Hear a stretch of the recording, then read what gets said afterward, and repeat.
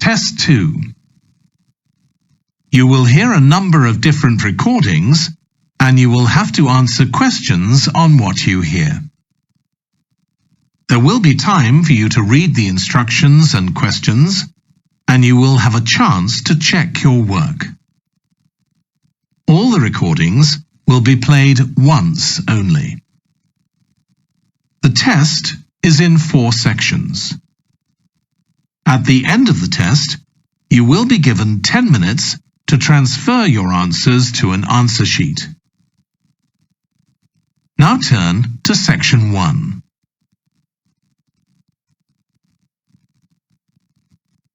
Section 1. You will hear a woman talking to a doctor at a clinic about a medical problem. First, you have some time to look at questions 1 to 4.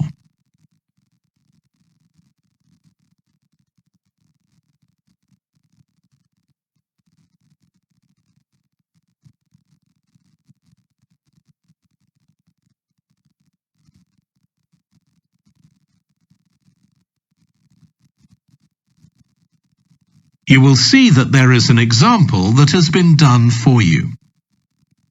On this occasion only, the conversation relating to this will be played first. Hi, come and take a seat. Thank you. My name's Carl Rogers and I'm one of the doctors here at the Total Health Clinic. So I understand this is your first visit to the clinic. Yes, it is. Okay, well I hope you'll be very happy with the service you receive here. So if it's all right with you, I'll take a few details to help me give you the best possible service. Sure. So can I check first of all that we have the correct personal details for you? So your full name is Julie Ann Garcia. That's correct. The woman's name is Julie Ann Garcia. So Garcia has been written in the space. Now we shall begin. You should answer the questions as you listen because you will not hear the recording a second time. Listen carefully and answer questions 1 to 4. Hi, come and take a seat. Thank you. My name's Carl Rogers and I'm one of the doctors here at the Total Health Clinic. So I understand this is your first visit to the clinic. Yes, it is. Okay, well I hope you'll be very happy with the service you receive here. So if it's all right with you, I'll take a few details to help me give you the best possible service. Sure. So can I check first of all that we have the correct personal details for you? So your full name is Julie Ann Garcia. That's correct. Perfect. And can I have a contact phone number? It's 219-442-9785. Okay, and then can I just check that we have the correct date of birth? October 10th, 1992. Oh, I actually have 1991. I'll just correct that now. Right, so that's all good. Now I just need a few more personal details. Do you have an occupation, either full-time or part-time? Yes, I work full-time in Esterhazy's, you know, the restaurant chain. I started off as a waitress there a few years ago, and I'm a manager now. Oh, I know them. Yeah, they're down on 114th Street, aren't they? That's right. Yeah, I've been there a few times. I just love their salads. That's good to hear. Right, so one more thing I need to know before we talk about why you're here, Julie, and that's the name of your insurance company. It's Cawley Life Insurance. That's Cawley. Excellent. Thank you so much. Before you hear the rest of the conversation, you have some time to look at questions 5 to 10.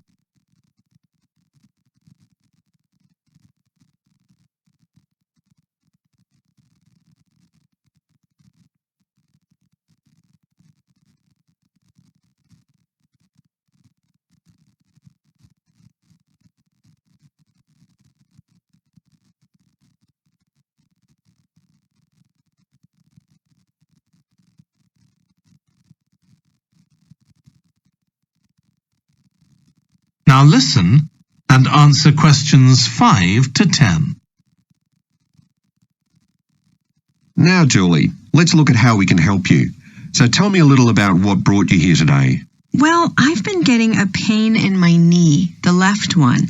Not very serious at first, but it's gotten worse, so I thought I ought to see someone about it. That's certainly the right decision. So how long have you been aware of this pain? Is it just a few days, or is it longer than that? Longer. It's been worse for the last couple of days, but it's 3 weeks since I first noticed it. It came on quite gradually, though, so I kind of ignored it at first. And have you taken any medication yourself or treated it in any way? Yeah, I've been taking medication to deal with the pain, Tylenol, and that works okay for a few hours, but I don't like to keep taking it. Okay. And what about heat treatment? Have you tried applying heat at all? No, but I have been using ice on it for the last few days. And does that seem to help the pain at all? A little, yes. Good. Now, you look as if you're quite fit normally. I am, yes. So do you do any sport on a regular basis? Yes, I play a lot of tennis. I belong to a club, so I go there a lot. I'm quite competitive, so I enjoy that side of it as well as the exercise, but I haven't gone since this started. Sure. And do you do any other types of exercise? Yeah, I sometimes do a little swimming, but usually just when I'm on vacation. But normally I go running a few times a week, maybe 3 or 4 times. So your legs are getting quite a pounding, but you haven't had any problems up to now? No, not with my legs. I did have an accident last year when I slipped and hurt my shoulder, but that's better now. Excellent. And do you have any allergies? No, none that I'm aware of. And do you take any medication on a regular basis? Well, I take vitamins, but that's all. I'm generally very healthy. Okay. Well, let's have a closer look and see what might be causing this problem. If you can just get up. That is the end of section 1. You now have half a minute to check your answers.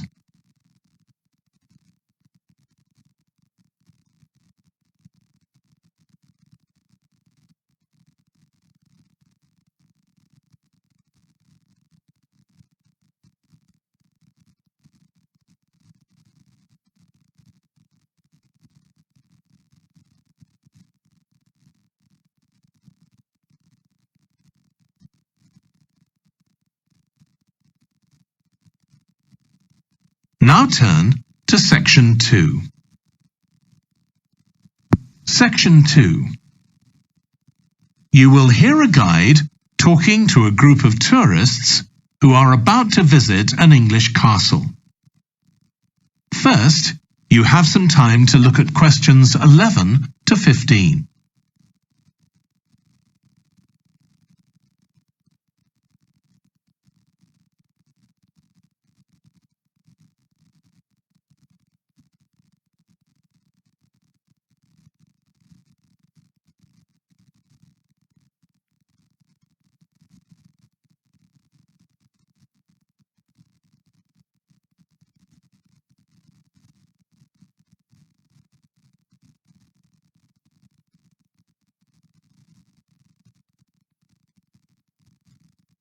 Now listen carefully and answer questions 11 to 15. We'll be arriving at Branley Castle in about 5 minutes. But before we get there, I'll give you a little information about the castle and what our visit will include. So, in fact, there's been a castle on this site for over 1100 years. The first building was a fort constructed in 914 AD for defence against Danish invaders by King Alfred the Great's daughter, who ruled England at the time.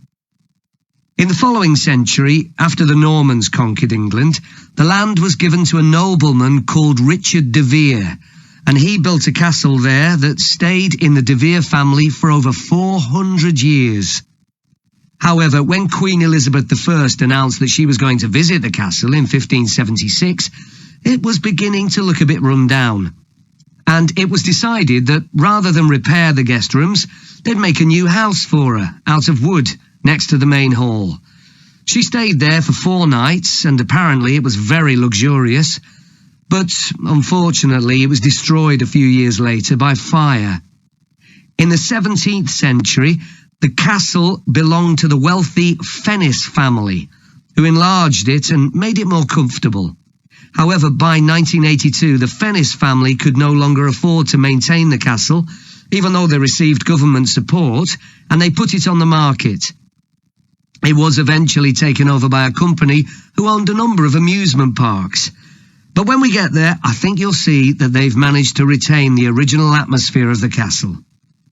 When you go inside, you'll find that in the staterooms, there are lifelike moving wax models dressed in costumes of different periods in the past, which even carry on conversations together. As well as that, in every room, there are booklets giving information about what the room was used for and the history of the objects and furniture it contains. The castle park's quite extensive. At one time, sheep were kept there, and in the 19th century the owners had a little zoo with animals like rabbits and even a baby elephant. Nowadays the old zoo buildings are used for public displays of paintings and sculpture. The park also has some beautiful trees, though the oldest of all, which dated back 800 years, was sadly blown down in 1987. Now, you're free to wander around on your own until 4:30, but then, at the end of our visit, we'll all meet together at the bottom of the great staircase.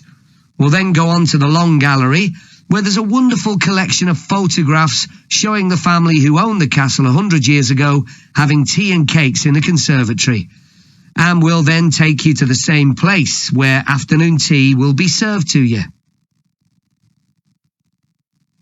Before you hear the rest of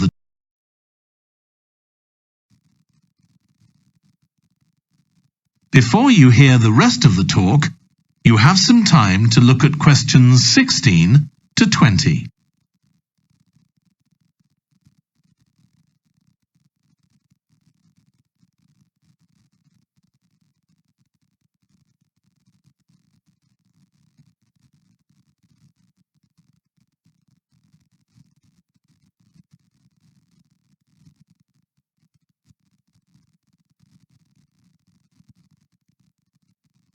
Now listen and answer questions 16 to 20.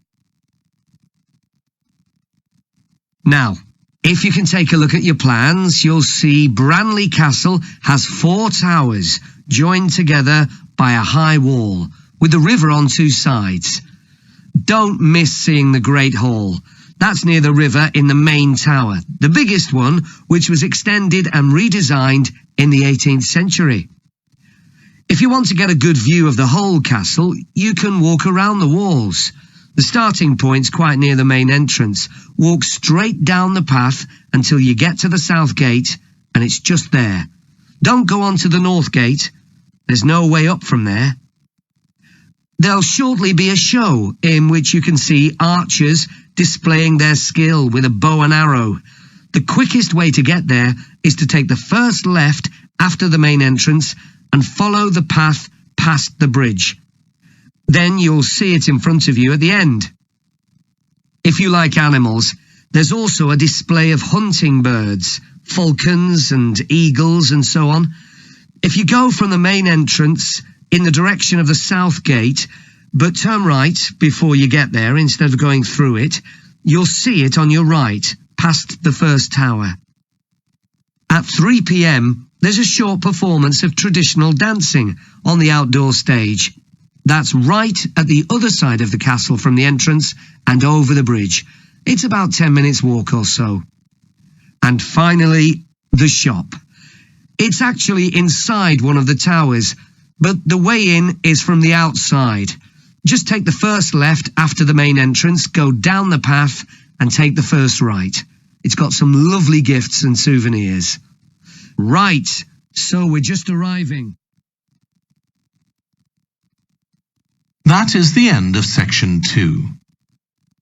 You now have half a minute to check your answers.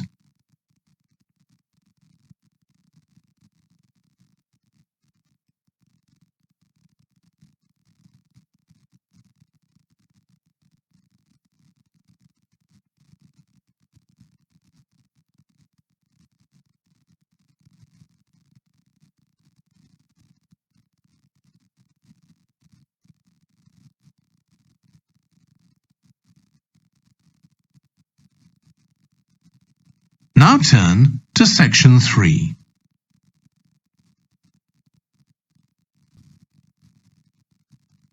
Section 3. You will hear two environmental science students called Rosie and Martin discussing their presentation on an extinct animal called the woolly mammoth with their tutor. First, you have some time to look at questions 21 to 24.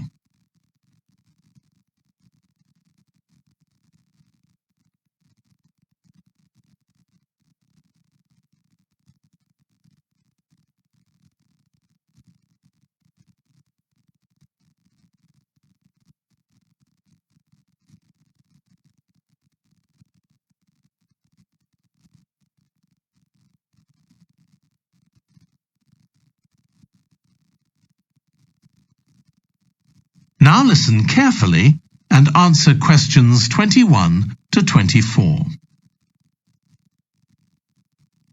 So, Rosie and Martin, let's look at what you've got for your presentation on woolly mammoths. OK, we've got a short outline here. Thanks. So, it's about a research project in North America. Yes, but we thought we needed something general about woolly mammoths in our introduction to establish that they were related to our modern elephant, and they lived thousands of years ago in the last ice age. Maybe we could show a video clip of a cartoon about mammoths, but that'd be a bit childish. Or we could have a diagram. It could be a timeline to show when they lived, with illustrations. Or we could just show a drawing of them walking in the ice.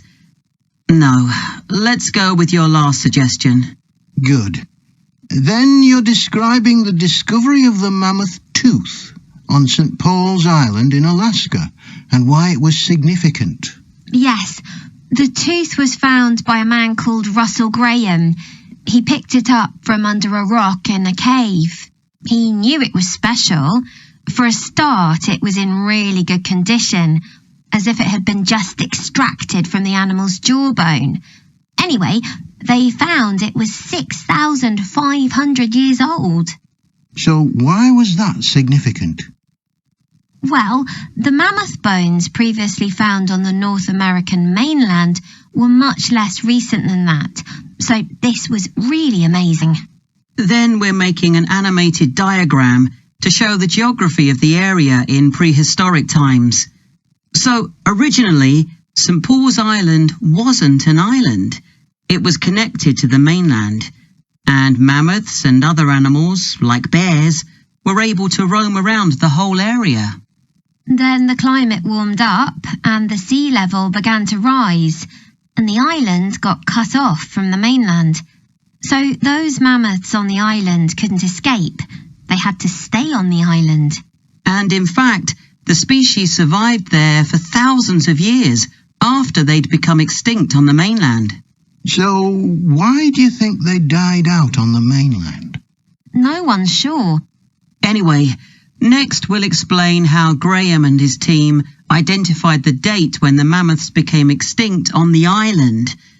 They concluded that the extinction happened 5,600 years ago, which is a very precise time for a prehistoric extinction. It's based on samples they took from mud at the bottom of a lake on the island.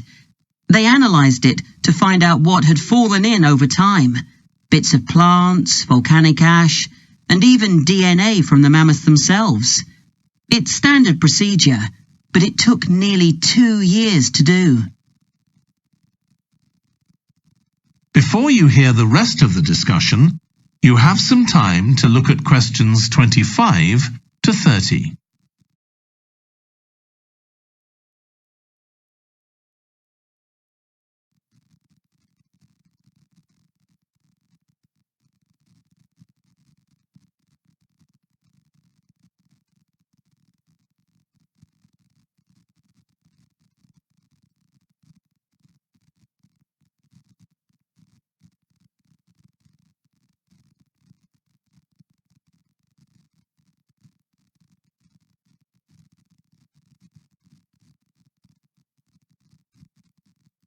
listen and answer questions 25 to 30.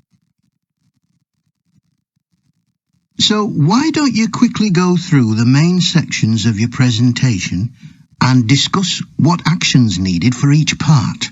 Okay. So for the introduction, we're using a visual. So once we've prepared that, we're done. I'm not sure. I think we need to write down all the ideas we want to include here, not just rely on memory. How we begin the presentation is so important. You're right. The discovery of the mammoth tooth is probably the most dramatic part, but we don't have that much information, only what we got from the online article. I thought maybe we could get in touch with the researcher who led the team and ask him to tell us a bit more. Great idea. What about the section with the initial questions asked by the researchers? We've got a lot on that, but we need to make it interesting. We could ask the audience to suggest some questions about it and then see how many of them we can answer. I don't think it would take too long. Yes, that would add a bit of variety. Then the section on further research carried out on the island, analysing the mud in the lake. I wonder if we've actually got too much information here. Should we cut some? I don't think so, but it's all a bit muddled at present. Yes, maybe it would be better if it followed a chronological pattern. I think so. The findings and possible explanations section is just about ready, but we need to practice it so we're sure it won't overrun. I think it should be okay, but yes, let's make sure.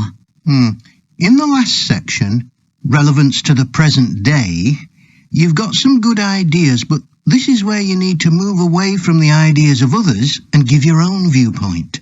Okay, we'll think about that. Now, shall we show you some of the... That is the end of section 3. You now have half a minute to check your answers.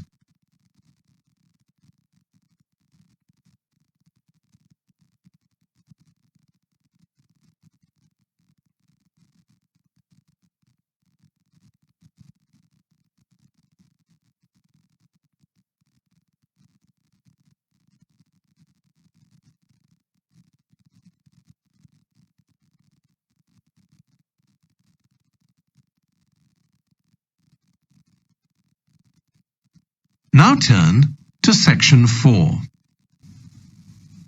Section 4. You will hear a lecture about the history of weather forecasting. First, you have some time to look at questions 31 to 40.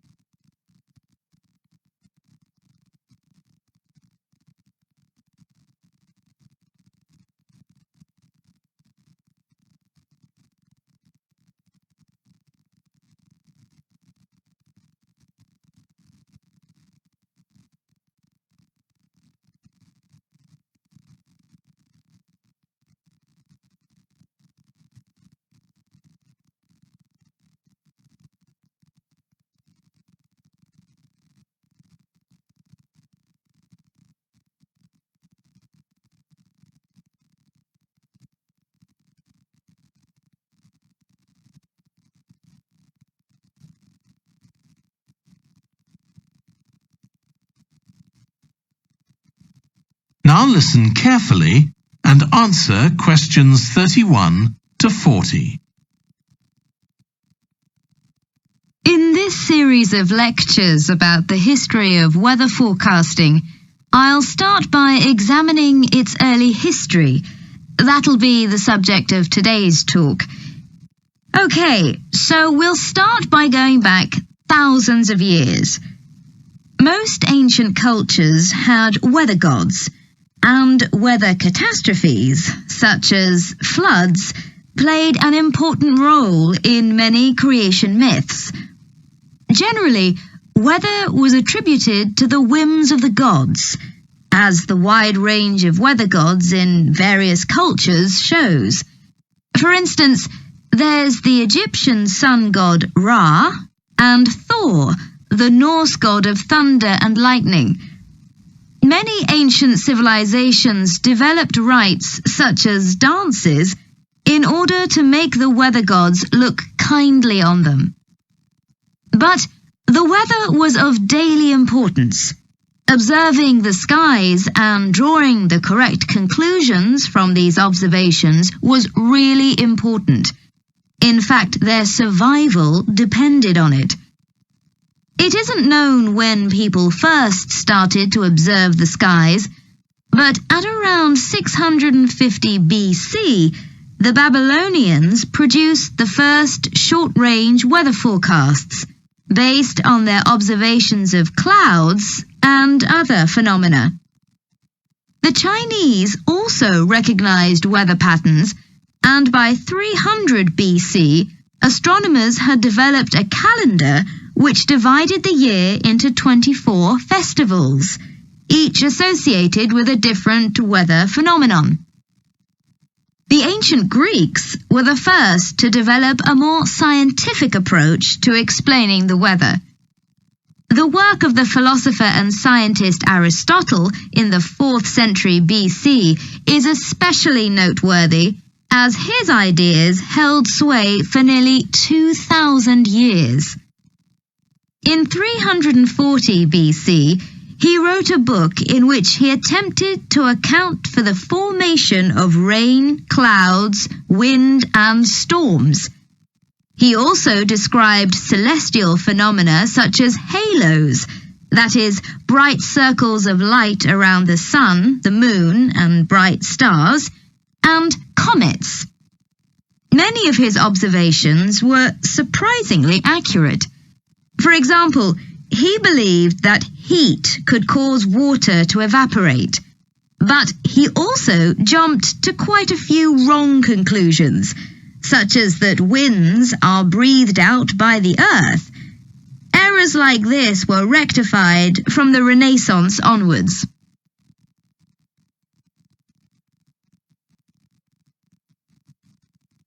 For nearly 2,000 years, Aristotle's work was accepted as the chief authority on weather theory. Alongside this, though, in the Middle Ages, weather observations were passed on in the form of proverbs, such as red sky at night, shepherd's delight, red sky in the morning, shepherd's warning. Many of these are based on very good observations and are accurate, as contemporary meteorologists have discovered. For centuries, any attempt to forecast the weather could only be based on personal observations. But in the 15th century, scientists began to see the need for instruments. Until then, the only ones available were weather vanes to determine the wind direction and early versions of rain gauges. One of the first, invented in the 15th century, was a hygrometer, which measured humidity. This was one of many inventions that contributed to the development of weather forecasting.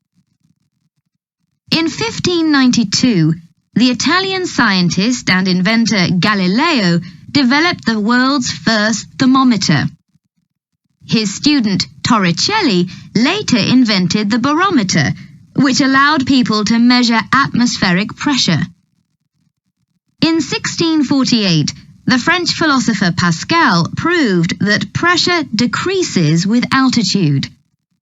This discovery was verified by English astronomer Halley in 1686, and Halley was also the first person to map trade winds.